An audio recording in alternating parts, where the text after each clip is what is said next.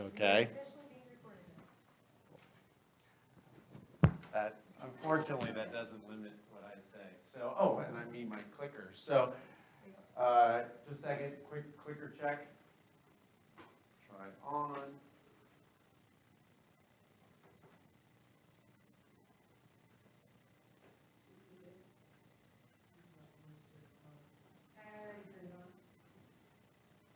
Aha. Okay, cool. So, hello, I'm Mark McNees, and I'm an entrepreneur in residence here at Jim Moran School of Entrepreneurship. I also specialize in social entrepreneurship and corporate responsibility, so that's a passion of mine. So, appreciate you guys coming. Today we're going to be talking about what is a triple bottom line, and really like why do people care about a triple bottom line now and today? So just for raise of hands, like who knows what a triple bottom line is and how that's all calculated? Oh, cool. So none of you do. So awesome. So welcome you guys. So we will get into that. So are you guys all pitching or hoping to pitch for the InNOLEvation challenge? Yes, y'all have companies you're working on and things like that. So just to let you know, I've given this presentation many different times. I've given it to lots of different venues, lots of different size audiences. It's actually, I was telling Wendy and Caitlin, it's one of my most requested talks.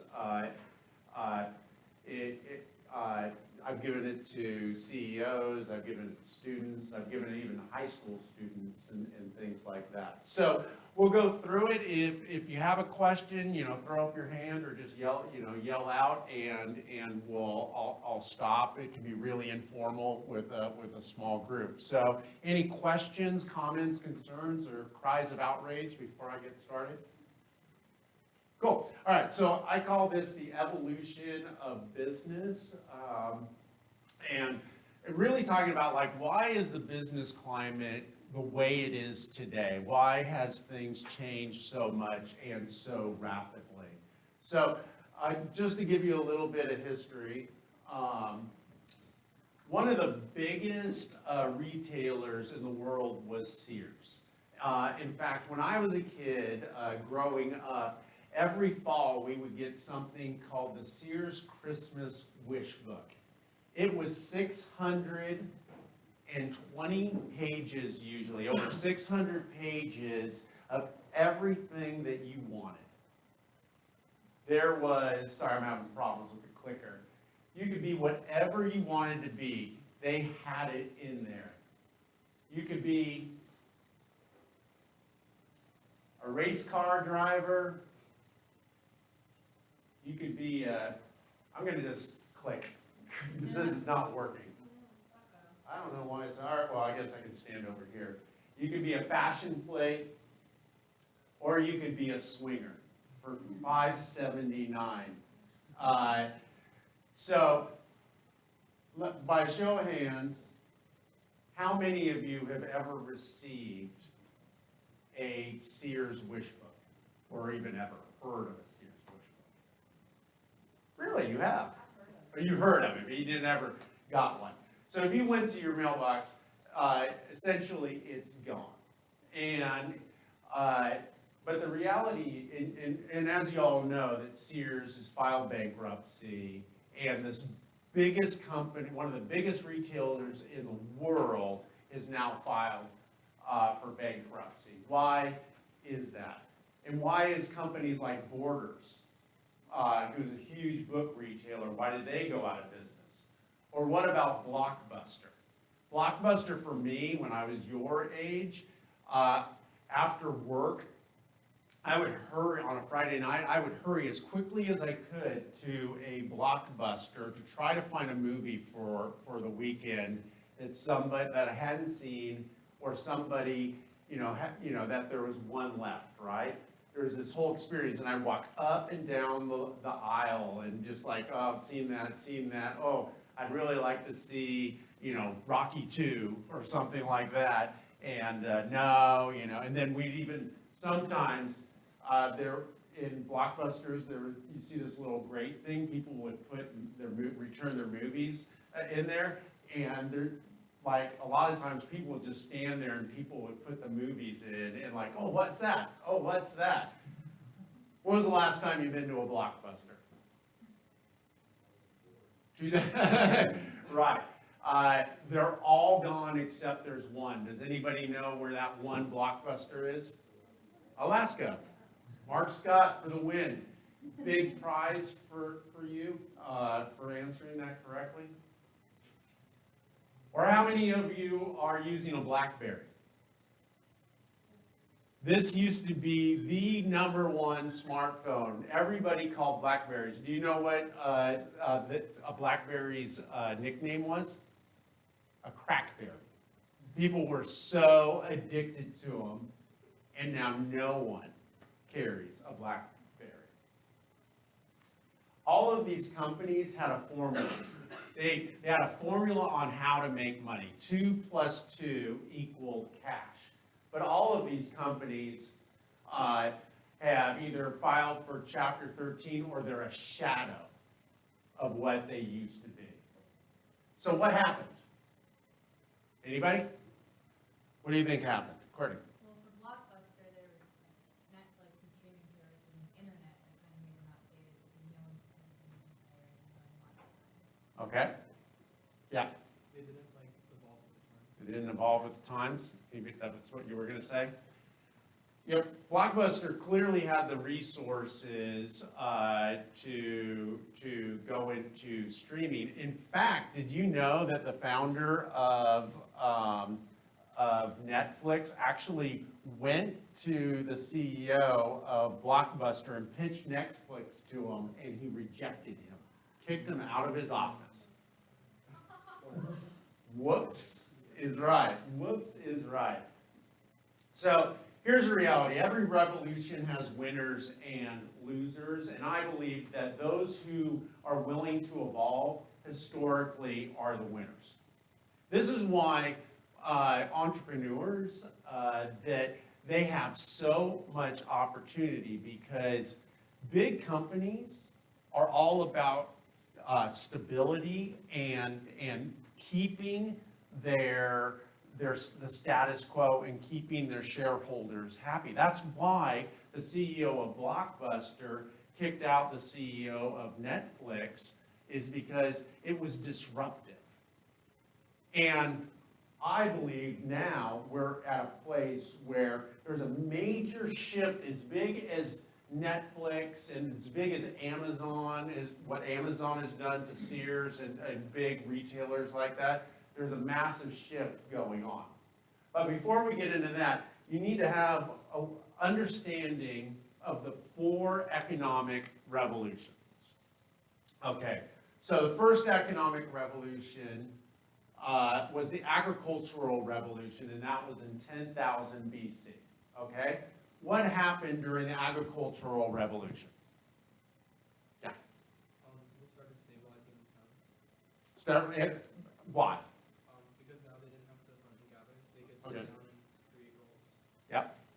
They had a food surplus and they didn't specialize in Right? Yep. like domestication of Animals. animals for farming. Right. So in the first time in the history of humanity, humans did not need to be nomadic. They didn't have to follow the herds around. They actually were able to stop and build homes and not have tents. They were able to build corrals and put animals in it and actually tent. So this is really the beginning of civilization as kind of we know it. And that was the agricultural revolution. The next revolution was the Industrial Revolution in the 18th and 19th century. What happened during the Industrial Revolution? Courtney?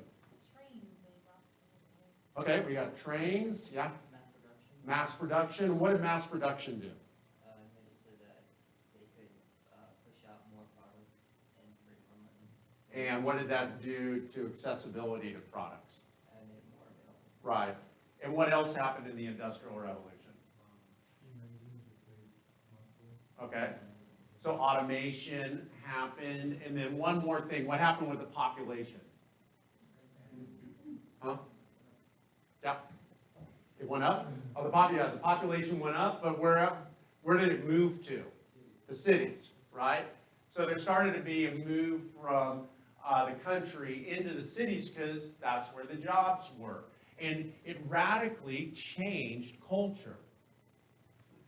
And then in the mid-20th century, there was the technical revolution, where technology started to play a major role over just machines, right? The technology, instead of just having dumb machines, the technology was happening. In my opinion, the technology revolution really started when JFK did his moonshot and said, we're going to go to the moon.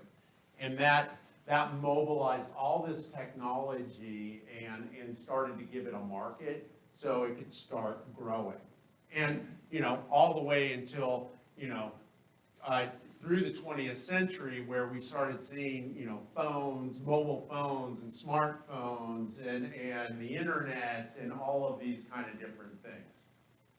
And the fourth revolution, I believe that we're at the beginning of it right now, and I call it the social revolution, okay? So what do you guys think the social revolution is? Yes? I think it's our societal response to like the social aspect, whether that's like social media, community, and like any services that we're all involved in. Okay. Yep. I think it's a reaction to like enlightenment, since we're like also in the age of like information. Mhm. Now that we know more, we're reacting to it and taking like an empathetic approach. Okay, very good. So more knowledge, understanding where things are coming from. We're all a lot more aware of what is happening in the world, right, today than we no longer need to rely on some news anchor. But we all have instant access, right? My BlackBerry here. It's not a BlackBerry. It is a Galaxy, which, you guys probably think I'm outdated, but it's superior technology to what's in your pocket.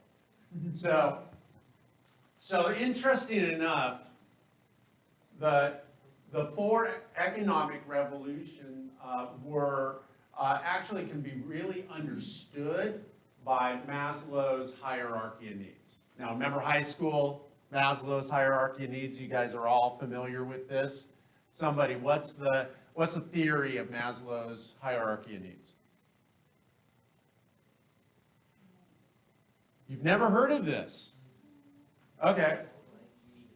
So Maslow says, in order to go to the next level from physiological needs to self-actualization, you have to have stability, okay, with the previous one. All right? So think about it this way. Are you thinking about how many likes that you get on Snapchat if you don't have any food, water, warmth, or rest?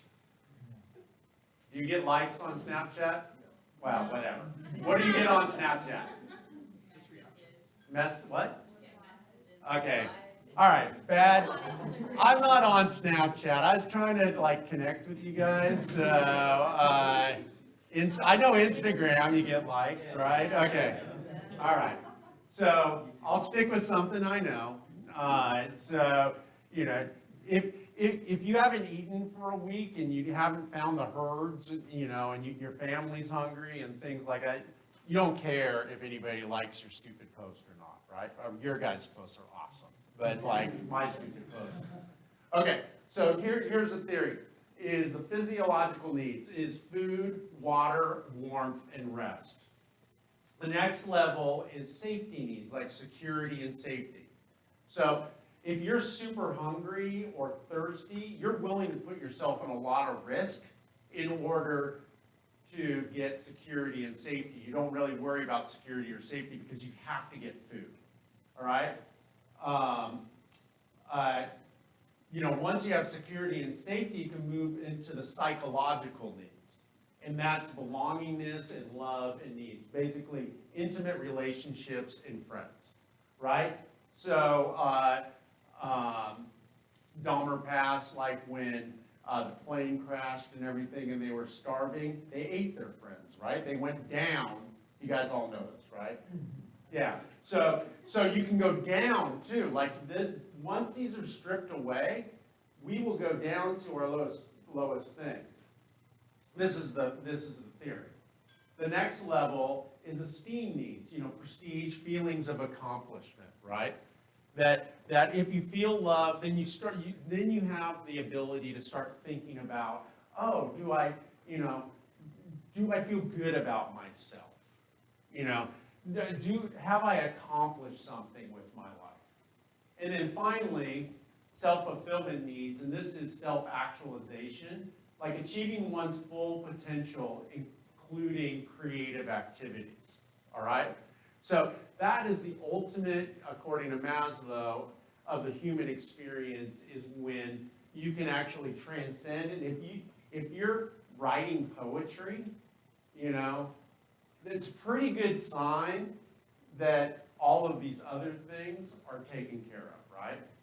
So why does this matter? It matters because it explains where we are today. Okay. So, what did the agricultural revolution do? It's really easy. It's right here. Help supply food and water. Right. It took care of the basic needs. No longer were they running around wondering where their next meal was coming from. They were probably by a source of clean water, right? So they were able to do that. What else were they able to do? What did a lot of towns and cities do to make it safer? Yeah, they would build fences and walls around it and things like that. So it makes sense that the agricultural revolution happened before the Industrial Revolution. Now, see, you guys didn't know it was going to that next. What did the Industrial Revolution do? Huh? It finished basic and it started on psychological. Right, exactly. So now you were living in the city and hey, on the video, they're just going to think you're brilliant because they won't be able to see this. So, yeah, so it finishes off the basic needs. The first time now you can just go down to the local meat market and get your meat, right? And you can go to the grocer and get your groceries. You have an actual apartment that is weatherproof and things like that. So you just get to start thinking about family and friends and stuff like that. And after that was done, all those things were there. Then that allowed the tech revolution to come in. And that's where, we started to have ambitious kind of goals like going to the moon. And Steve Jobs working on, wanting to have a computer in everybody's home and things like that. And now a computer in everybody's pocket and things like that. And now I believe we are at the place of the social revolution where no longer are we worried about our basic needs. Those are being taken care of. Our psychological needs, our physiological needs are pretty well taken care of. Our psychological needs are taken care of. Now we can move into this self-actualization. So what does that look like in the marketplace? Like, yes? Huh? Yeah. The Impossible Burger. Okay? Okay, let's talk. Why do people, Courtney, do you eat Impossible Burgers? Why? Because I'm vegan and I kind of miss the taste of cow, and that's the only thing I taste like it, and I don't want to eat the cow, so it's the only alternative that I have. Okay, so why are you vegan? Because I care a lot about animals and the planet. Okay, I don't care about my All right, so you care about the animals and the planet. Okay. So, this is perfect, because this is self-fulfillment, right? This says something about you. All right. But this is all possible. Like, you couldn't have been a vegan in the 3rd century, right? That wouldn't have been an option. You would be dead. You know, yes.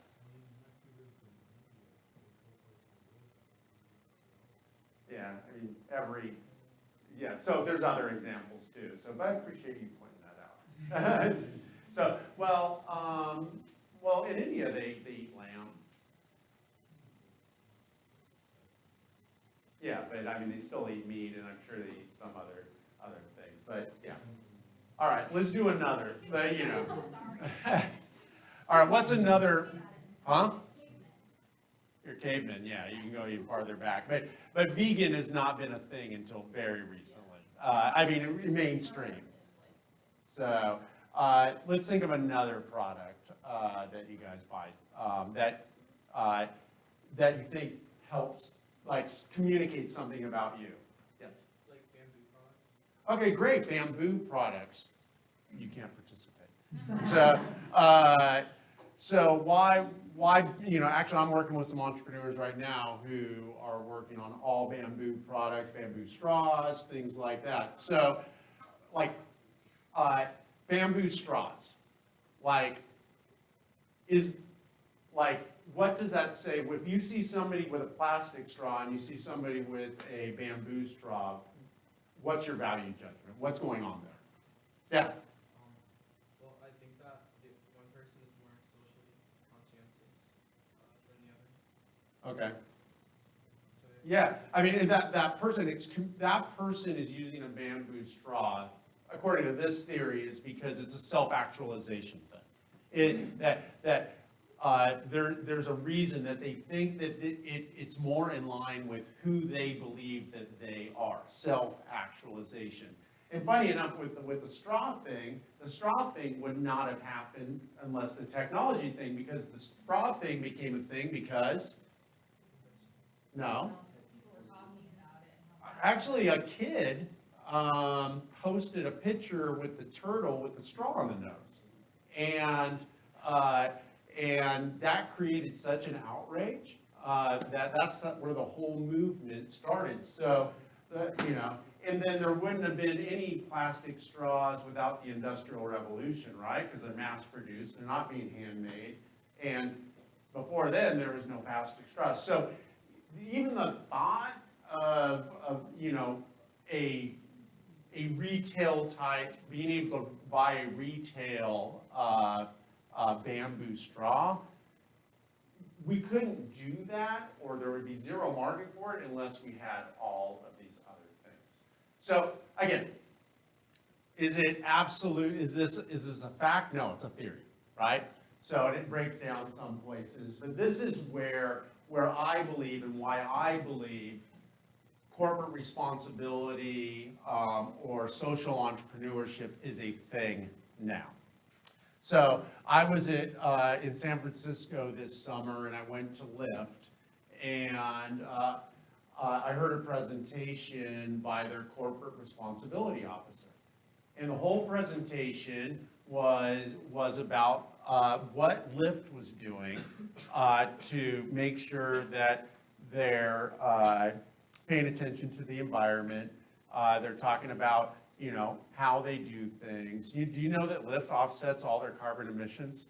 Yeah, I didn't know that. Oh, just a quick plug, on November 21st during Startup Week, I actually asked Lisa Boyd, who's the Chief Responsibility Officer at Lyft, to speak she's going to speak via video on Thursday. It's November 21st, right, Wendy? Yes. So if you're interested in corporate responsibility and this kind of stuff, and how big corporations are now thinking about these kind of things, come and see that talk. It's phenomenal. Yes. What time is it? It's 6 o'clock downtown, Jim Moran School, or Jim Moran Building. So it's a phenomenal talk. We're really fortunate to have her come in. So social entrepreneurship, I consider social entrepreneurship as a company that has a market solution to a social problem. This is kind of dated. We're really moving into, I believe, all companies in the future need to address social and environmental issues, or they will not be successful. Much like how every company is a tech company. Does that make sense? Like, you can't be really a company anymore.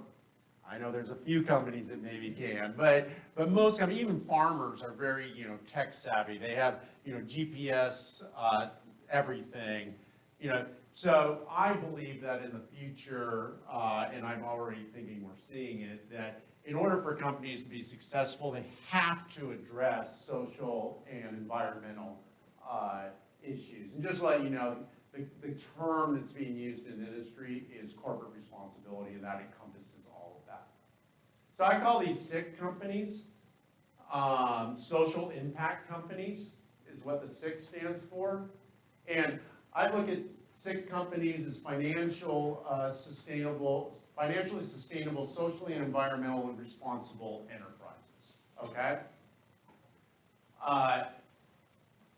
And this is where we come into the triple bottom line, okay? So a triple bottom line is your traditional P&L, so profit and loss. Have you heard of have you ever heard the saying, what's the bottom line? You know what that refers to? Yeah, money. So on your profit and loss statement, you have your revenue, you have your expenses, you have your expenses minus your revenues, and that's your bottom line. Did you make money or not? So then you have your social impact, and then your environmental impact as other bottom lines that you think about, and those three things equal a social impact company. Now, somebody told me once that Venn diagrams make you look smart, so I actually made this into a Venn diagram. So if you think about monetary, profits, and you think about people, and you think about the planet, and the more you can overlay those things, the center is what we call corporate responsibility, or being a social impact company, okay?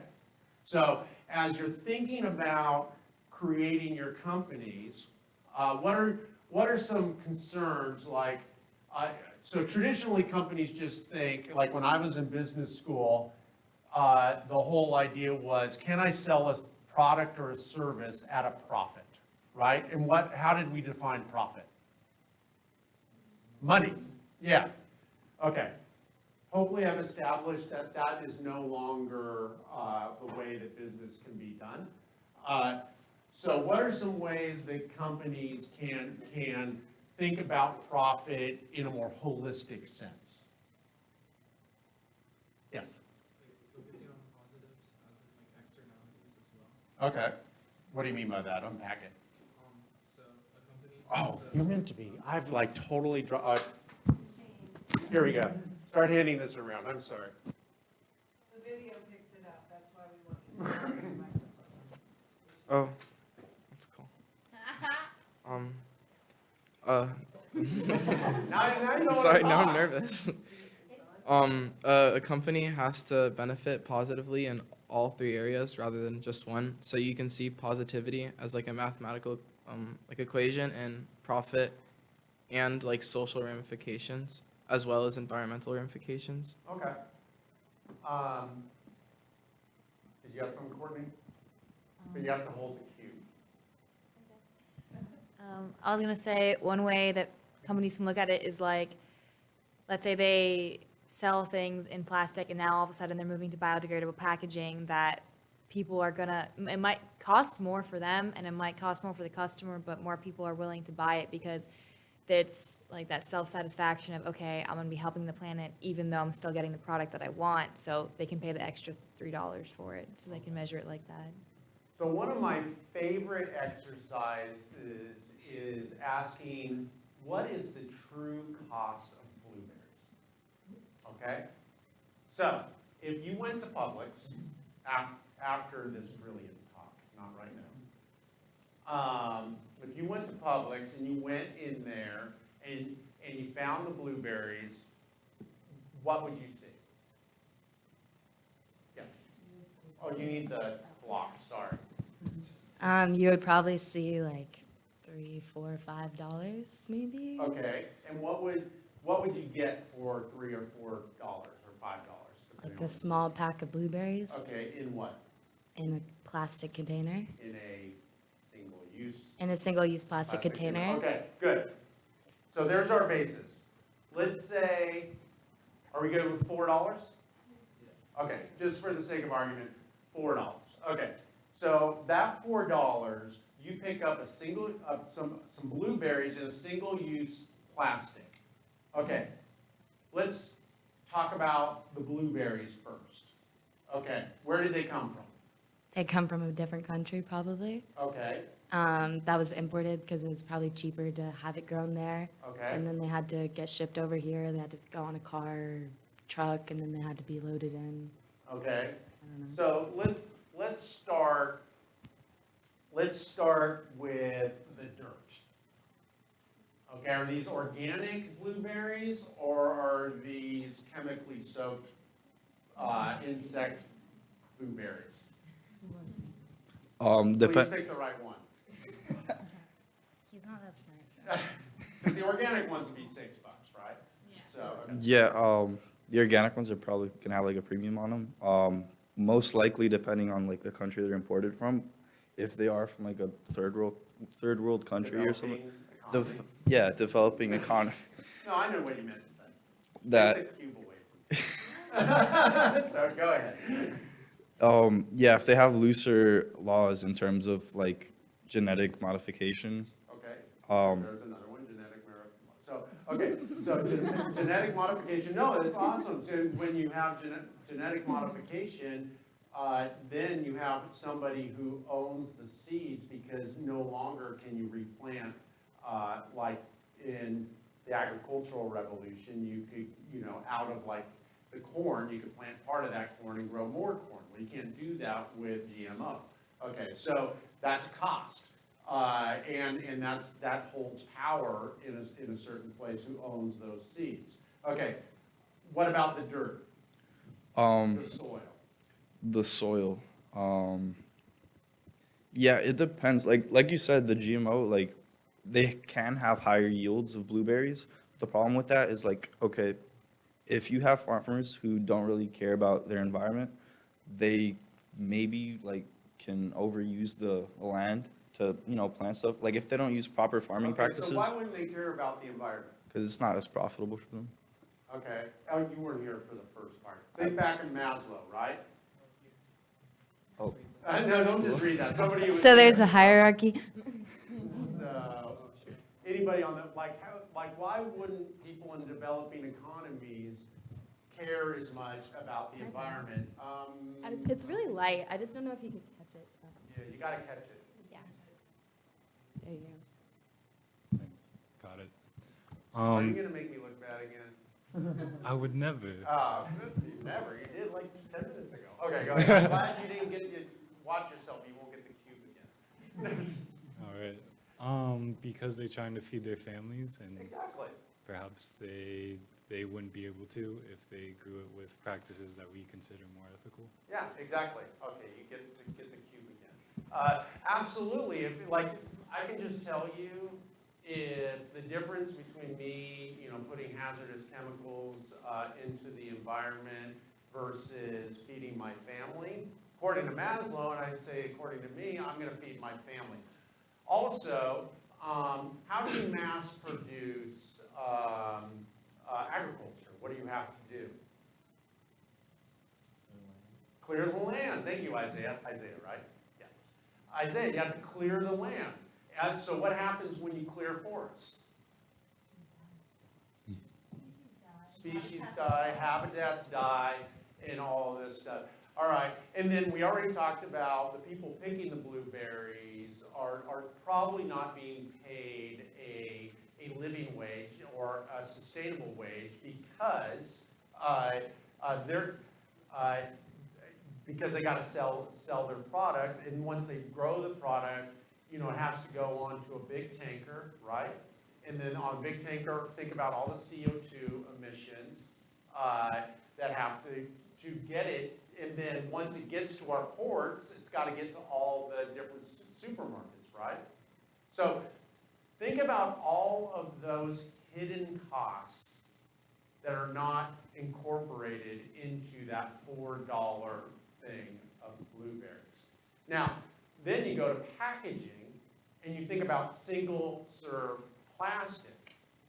And you guys are all savvy. You probably know what's happening to our oceans and our landfill and everything. Single-serve plastic, a lot of experts think it's, you know, one of the biggest hazards and one of the biggest threats to future generations, because single-serve plastic, you know, is just, it takes forever to break down, that it's killing our fish and our planet and things like that.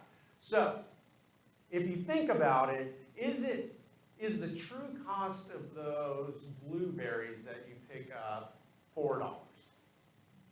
No. You think about the human cost, the environmental cost, you think about all of these different factors, and so the company essentially is making profit at the expense of the planet and people, okay? And this is why, you know, we're seeing, because of the technical revolution and information getting out, that consumers are becoming more informed. And that's why you see organic blueberries in cardboard containers, right? There is a market advantage to it, and I will tell you, I will predict that probably within 10 years, packaging as we know today is going to be completely different. Yes. Like this, or is when you go and use your own bags and speakers. I think we're going to see a lot more of that. I think that we're going to see a lot more of rice paper and different, a lot more of aluminum. You know, You said a lot more? a lot more aluminum, yeah, because it's recyclable. It's easily recyclable. So I think that, and then I think you're going to see a lot more compostable products and things like that. So, like the day of the plastic shopping bag is numbered. So if you really love your plastic shopping bag, you better get some, because they're going to go away. Any questions, comments, thoughts about this brilliant Venn diagram? Yes. What's your name? Jason. Jason. Okay, cool. Jason, you got to speak into the cube. I want to know what other industries you think will be revolutionized by this. Like you say, I mean, you say packaging as an obvious example, but like off the top of your head, could you name some other I ones? think housing is about to radically change. I think that you know, just the use of fossil fuels is going to radically change. There's like in the next 20 years, like I personally believe that private car ownership is coming to an end, mostly because of technology and automation. So yes. What do you think about transportation, or about like Amazon Prime, if you didn't really order something and gets to your house in 2 days? Right. Like, what do And you one think day now. about- Yeah, what do you think about that? Do you think that will change, or probably have like drones dropping off packages? So there's a large movement. So I'm actually getting my master's extension in corporate responsibility and innovation right now. And there's a big movement to make companies actually on the pricing put the CO2 impact. So you can look at 2 products and actually see what's the actual impact. So you look at these blueberries, one that was grown locally and one that was shipped in, and you actually, they equate the cost of the CO2 emissions and show you the real cost, and that's the next step that you're gonna see come. Yes? Would that happen through legislation or through? Yeah, that'll happen through legislation. Yes. Okay, use the cube, please. Oh, sorry, cube. You wanna bring the cube over there? Courtney, I think has a question. Yeah, just catch it. Whoa, up here.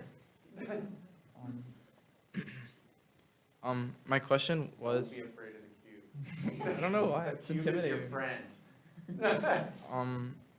Well, I don't know, it makes me forget my questions. All right, give it to Courtney, she's not shy. She loves the cube. I do. So do you know if there's if there's been any research done on like electronic waste, so old Oh, computers and things like Huge. that? Yeah, I mean, well, not only electronic waste, but I just learned this in class a couple of weeks ago. Whatever there's this part, like this little stuff that they have to mine in Africa that needs to be in all of our smartphones. I'm not sure what it is, I don't remember what it was. I was sleeping, half sleeping in class. And the professor's not nearly as engaging as I am. But he showed a picture, like, I mean, the conditions that these are being mined in is abysmal, and we're all sitting here with our super fancy smartphones, and again, they're making their profits on the backs of people, and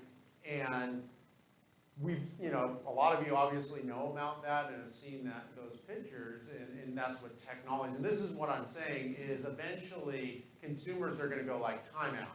This is unacceptable. It's already happening. I mean, you see this with the fair trade movement with coffee. You see this with chocolate. You see this, fashion, right? Fast fashion. I saw a brilliant video on the true cost of a t-shirt, right?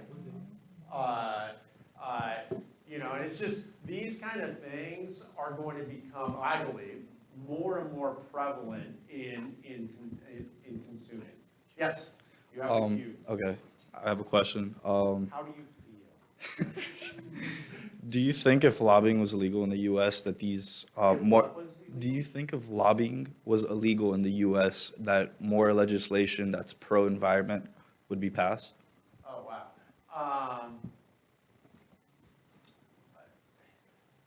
Yeah, I mean, that's a huge question. It doesn't have anything to do with corporate responsibility. Here's the good news is I think lobbying is based in a permission-based society, which we do not live in anymore. Because of technology, anybody can be an author, anybody can be a photographer.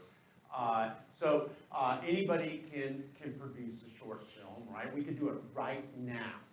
And so there used to be, like in my generation, when I was growing up, if you wanted to be an author, or if you wanted to be a TV star or whatever, a video star or whatever, you had to go through these gatekeepers. They had to say yes or no. So this is where, this is how our whole government structure is set up, is they're the gatekeepers, right? And they set the laws and everything. But now we have people who are saying, you know what?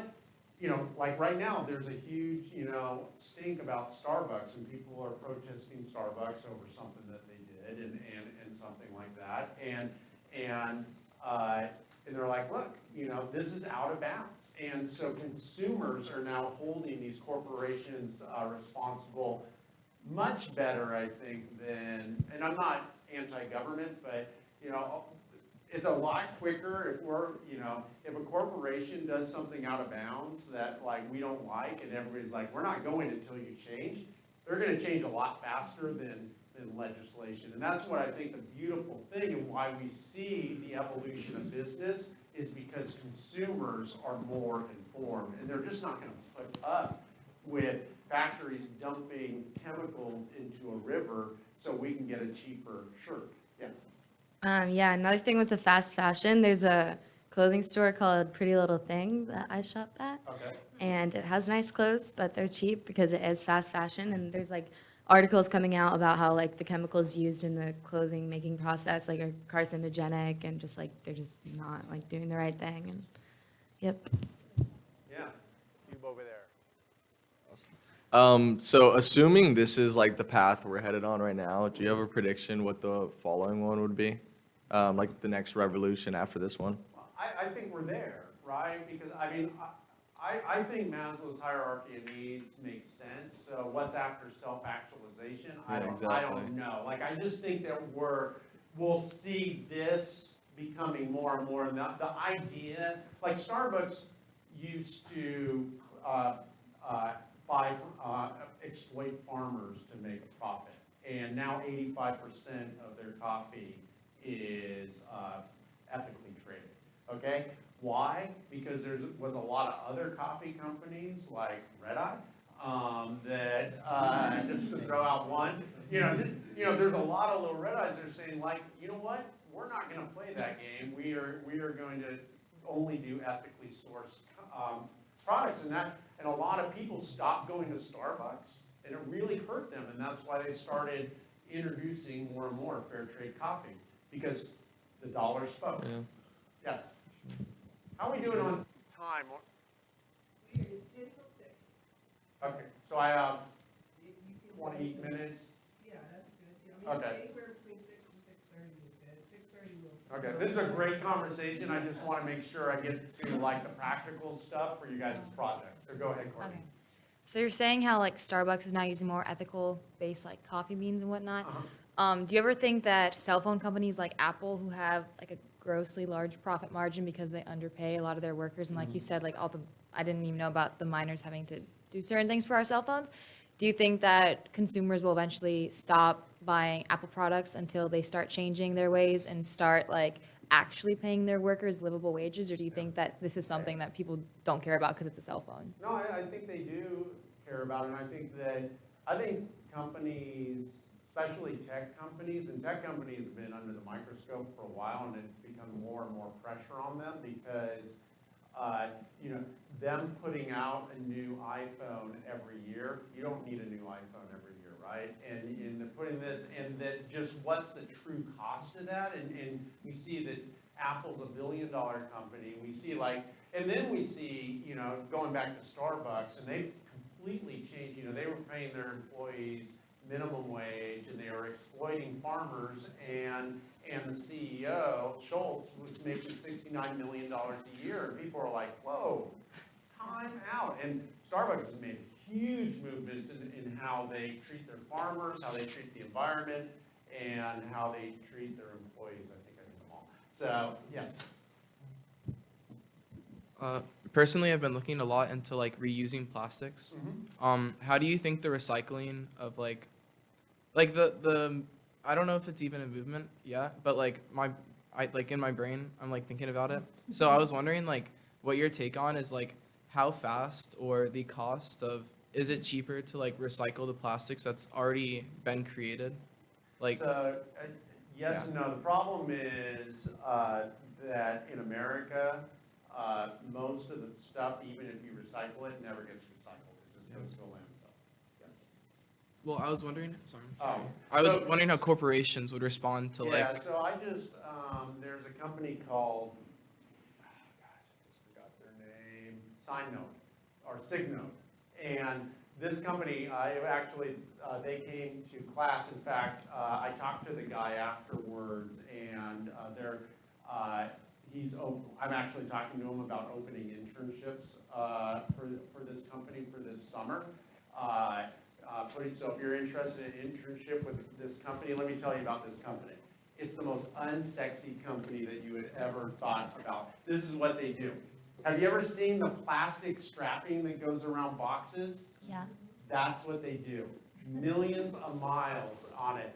But every single part of that is 100, or I think it's 99.8% recycled. They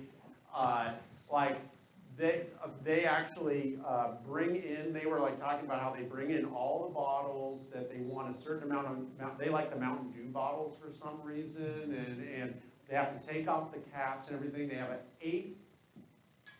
800,000 square foot factory in Kentucky.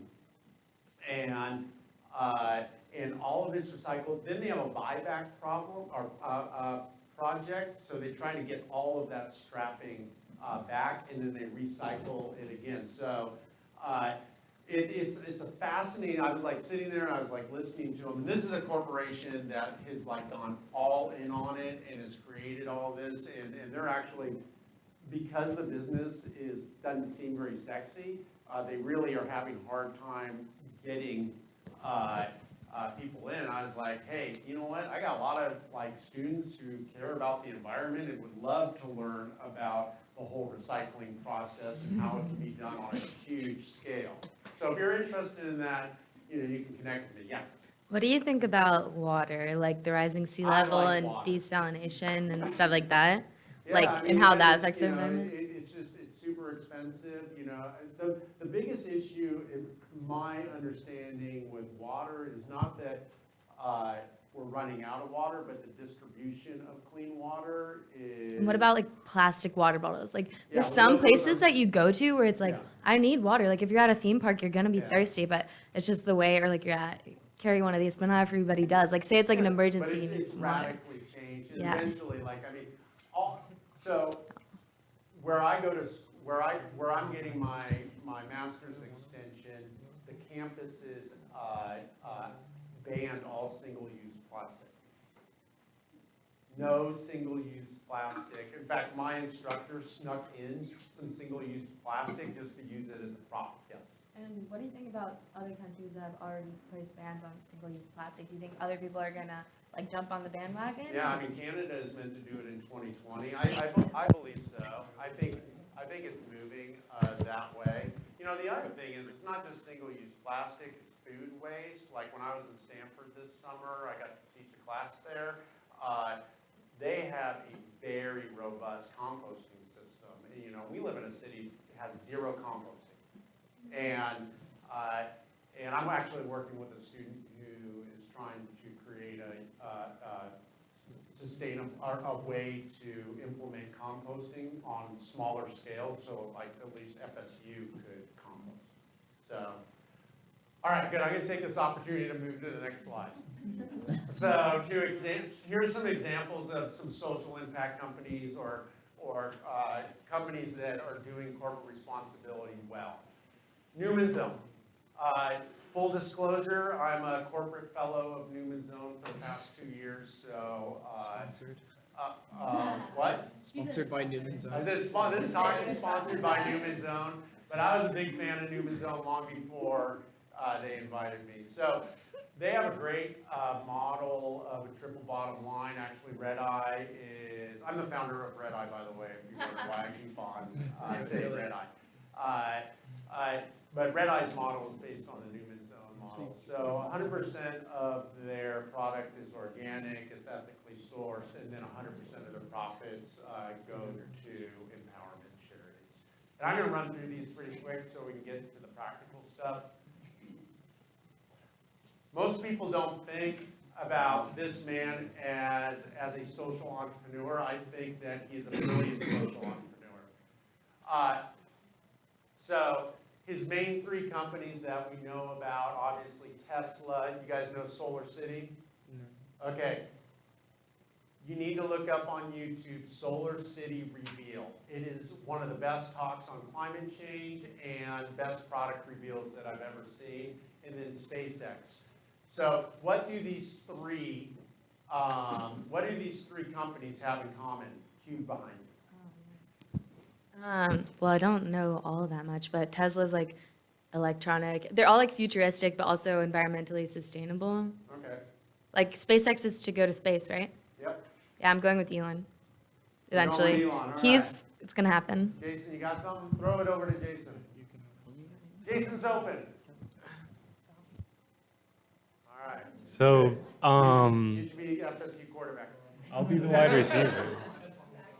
So SpaceX revolutionized space travel by using reusable rockets, which greatly reduce costs and also, yes, and also makes them far more environmentally friendly. All right. So Cool. instead of single-serving rockets, now you Yeah, have like reusable. single-serve plastic and single-serve rockets, terrible. Throw it back. Come on, Jason, be a team player. Who am I throwing it to? Person with a hand up. They're all addressing problems that like we're gonna have in the future. Like SpaceX is working on like going to Mars for like when the population or like when Earth becomes like inhabitable or just Yeah, like exactly. Just to keep moving. So Elon Musk believes that we're killing our planet. Okay, you can agree or disagree with that, but he believes that. So Elon Musk, do you know how Elon Musk made all his money? PayPal. Thank you, yes. So, he's part of the PayPal mafia, billionaire, made all his money. So, this goes to your lobbyist question. So, Elon Musk believes that we need to stop harming the environment. Elon Musk, so what is Elon Musk as a billionaire, what options are available to him to influence public opinion and behavior? How does he use his money?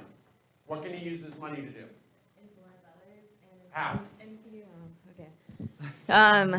Well, he is so powerful and wonderful that he has the power, what, he can lobby, yeah. Okay, thank you. That's what my I friend said. Yeah, so he could pay lobbyists to try to pass laws. Did he do that? No. He could also started a nonprofit, right? But did he do that? No. No, what Elon Musk did was actually, wait for it, found a market solution to a social problem. Thank you, thank you.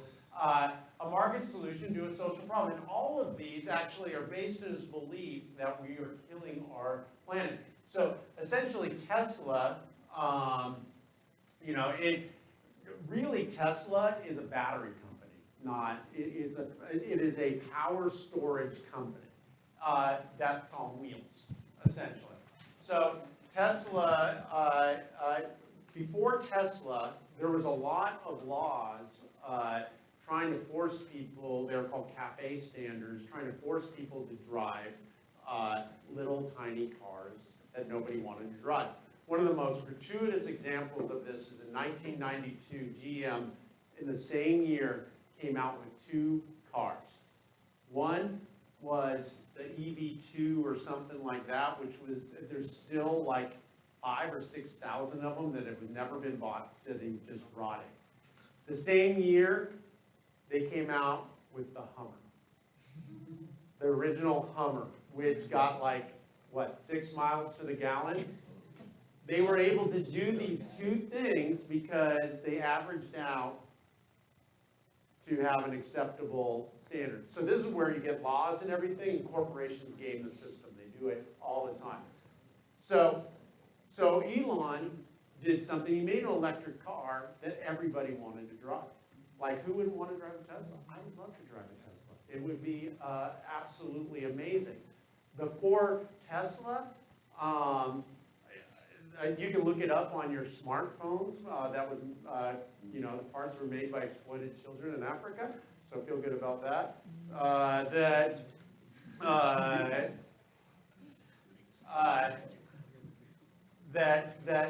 Look up the Geo. This was the electric vehicle standard. Was the Geo? It looks like a golf cart with an egg on it. Okay. Nobody wanted to drive it. You want to cruise down Tennessee Street in the Geo? You do? No. We have a Geo. The school has a Geo. It's terrible. It's a golf cart. I want a Tesla. So Solar City is essentially a solar panel roof that doesn't look like a solar panel roof. It's absolutely gorgeous. Again, market solution to a social problem. So he connects powering the packs and then powering the homes and things like that. SpaceX, if all else fails and we do kill the planet, and you guys said he can go to Mars and leave us to our own devices. So another one is the YMCA. The YMCA was started by a pastor because there was a social problem of youth being on the street who were just getting in trouble because they couldn't afford to go to a gym. So he built a gym and started the YMCA. And this is one of my favorite ones. It was created by some college students. And they had a design project, and in developing economies, there's a lot of premature babies who just die because they don't have incubators. They can't afford, all the medical equipment and the training and things like that. So they created this, looks like a little baby sleeping bag, and it has like these heating elements that you can warm up on in your body, and then it puts it in the pouch. And the way that they designed it, it puts the baby at the perfect temperature, and it costs like $20 or something like that, and anybody can use it. So they found a market solution to a social problem. So those are some great examples, but the best example is Red Eye Coffee, right? And I'll just run through just how we do it. We've always talked about drink coffee locally, change lives globally. This is how we think about our triple bottom line. We think we start with the farm, and then the cup, and then where our profits go and things like that. We're short on time, so, and then, so I'm just gonna run through these really quick. Why are we committed to organic farming? Because we care about you and nature. Why does Red Eye buy directly from small farming co-ops? Because we are committed to ethical trade, and we believe ethical trade empowers families. And then why does Red Eye donate all its profits to charity? Because we want our work to profit humanity. So how do you become a corporate responsible company? This is why you all came today, because you just want to know, how do you make your companies corporately responsible? I have a few suggestions, and I want to open it up and go a little bit deeper. I've learned a lot more since the last time I gave this talk, or at least last time I updated this talk. So again, this is like the ideal, right? That, this beautiful blending. What most companies look like is this, if they're trying to do it. They got to make payroll, they got to do all this stuff, and then maybe they'll give a little thought to social, a little bit to the planet, and then, so they have a little bit of social impact, all right? So this is a good start, but this is not where, when you're designing your company, perhaps you don't want to start this way. So one really super easy way, what Newman's Own did and what Red Eye did and a lot of corporations are doing, is just start a foundation. Just part of your profits go to that foundation, and then you can invest in local and global empowerment charities. Think about green alternatives. Yes. Do those foundations and charities have tax benefits? Yeah, so corporations can donate up to 10% of their revenue to a foundation as an expense, like a marketing expense, same thing as like a marketing expense. So, but they have to be separate entities. Does that help them with like their pre-tax? It could. It Okay. could. I mean, there's definitely, there could be a benefit from it as well. Like companies like Newman's Own and me, we don't benefit because we're way over the. Yeah, of course. You guys donate like 100%. So rethink your marketing. You know what? Instead of doing traditional marketing, think about how do you have more of an empowerment model? Instead of like trying to sell your product, why don't you talk about the human connection to it? Why don't you show how your product is impacting the planet or people? Another one is, create employee service incentives. This is something that we talk a lot about wanting to implement at Red Eye, is just telling the employees, hey, 1 hour per pay period or something like that, go serve your favorite charity and we'll pay you, right? We're just a small company, so we can't do a lot, but it's a start, right? You can do that. Make your supply chain more inclusive. So many times we're just lazy, right? We just buy from the easiest thing. So corporations have a lot more spending power in saying, you know what, is there a local, traditionally disenfranchised business that we can buy from who sells the same thing? Is there a women-owned or minority-owned or whatever business that we can buy from and empower them through our supply chain? Which is actually, I think, is the best way, one of the best ways to be a responsible company. Use your business to make the world a better place. Just really kind of like think through all of your decisions and just add that to your bottom line. Like how is this decision going to impact the planet? How is this decision going to impact people? So this is my final kind of like thing is developing a triple bottom line, I believe, is the best way to grow your financial bottom line in the future. And here's the second part. If you are not evolving, I can guarantee you that there are social entrepreneurs who are.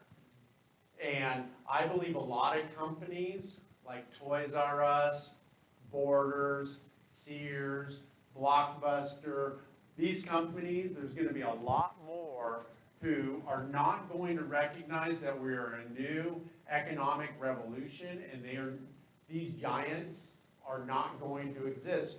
To the Apple question, Apple's going to have to change. Apple consumers, I believe consumers will not stand for Apple exploiting children in Africa to make their shareholders more wealthy.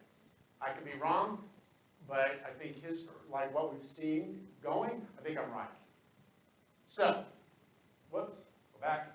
So, I just want to point out that this deck that you just saw is available at markmcnees.com. You can download it for free.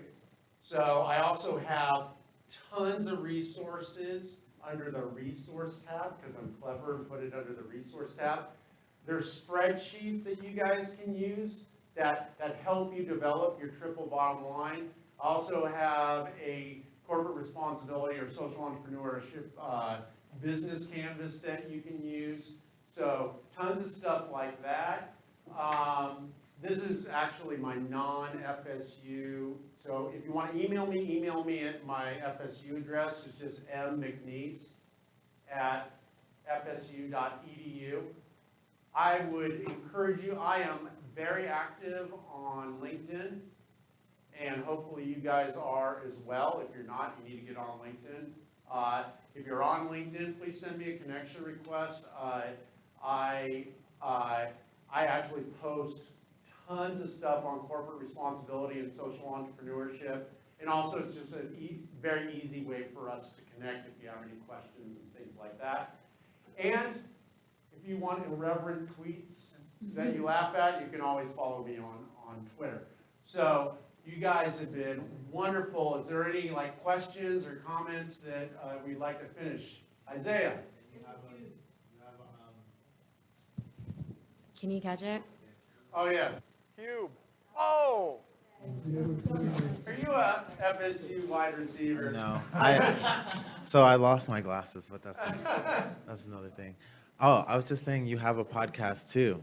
Oh, I don't, but Florida State has a podcast. That's also, I need to add it to the Florida State Podcast of Entrepreneurship and Innovation. It launched today. You can see it on Twitter. No, you don't see it on Twitter, sorry. And not on Snapchat either. Spotify, iTunes, Google Play, just about anywhere you can find a podcast. I'll pay you later for bringing that up. So thank you. So what? The podcast is the Florida State Podcast of Entrepreneurship and Innovation. So it launched today. Dr. Fiorito, I can bring it up.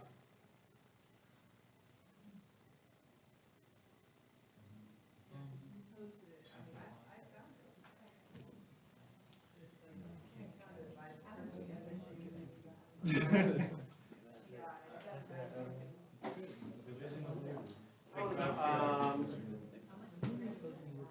uh, What's your name? all right, while I'm doing this, other questions? Yeah, Yes. Adding you to the list. Okay, wait, everybody. I'm old and my ears don't work very well, so I'm sorry, go ahead. You said that the lift presentation would be on video as well, if you can't make it? No, it will not, she is giving the presentation on video. We're not recording it.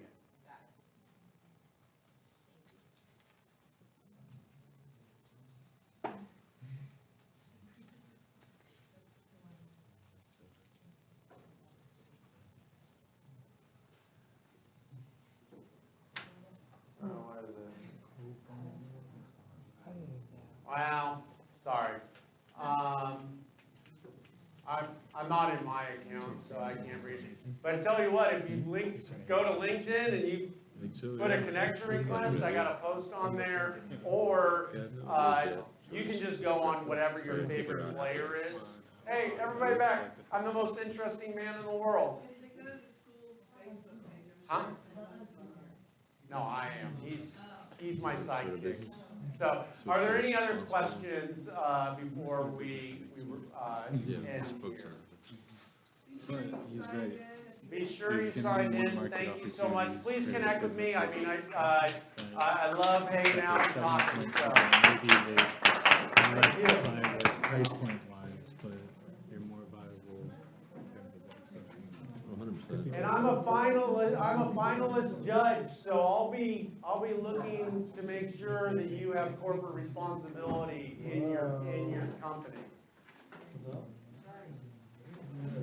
So let's keep thinking. So, What was it in David? is there like a fried thing? What is it? Are you having home? Are you going home right now? Yeah. I gotta pick up a mirror. Thank you. What's your name? And then I gotta. Hi, Sam. Cool. Is that me? And then I'll go home, so. Okay.